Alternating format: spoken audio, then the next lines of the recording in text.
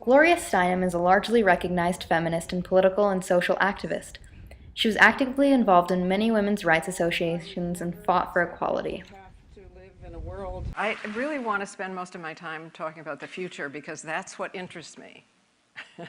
I live in the future. Intended. And the irony of eating caviar for the benefit of the starving doesn't escape her. On the topic of rights and responsibilities, she was a large force in the movement for women's rights, organizing and speaking up. Since she was a large leader in the movement, a lot of responsibility was on her to really make a change, which she did. Steinem was inducted into the National Women's Hall of Fame in 1993. You know, if you dare to aspire to something, then you get it automatically. But it's hard for me to remember that.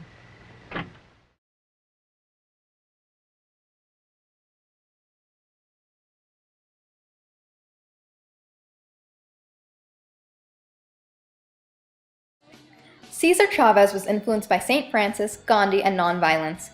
He founded United Farm Workers, or UFW.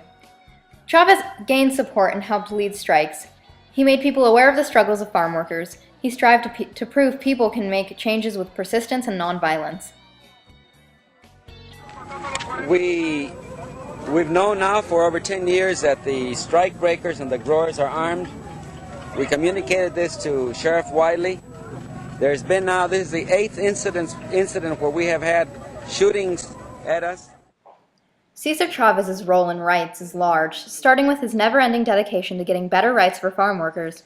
The responsibility of this is huge because he dedicated the majority of his life to making other people's rights better.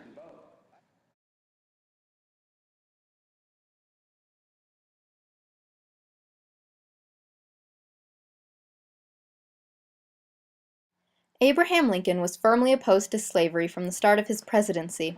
He vowed to preserve the Union even if it meant war. This resulted in the Civil War between the North and South. Although the Civil War started as a way to preserve democracy, it quickly turned into a way to battle for freedom and the end of slavery.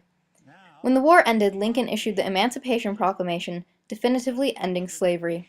He also became even more famous for his Gettysburg Address. By the end of his life, Lincoln had successfully abolished slavery. Abraham Lincoln was probably the least egotistical person who ever rose to high political office. He was able to keep his eyes on the prize, to use that familiar phrase, which meant that he had to dissociate himself from the personal attacks and from his personal innermost feelings. He was perfectly capable of being hurt. It wasn't that he wasn't sensitive. He was very sensitive. And yet, at the same time, he had this forbearance that many have noted, but I think few have understood how deeply it went and how much he actually hurt when at the same time he was doing what had to be done to save the Republic.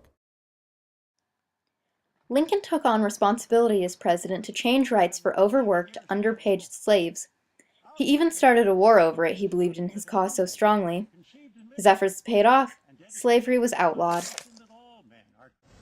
That this nation, under God, shall have a new birth of freedom, and a government of the people, by the people, for the people, shall not perish from the earth.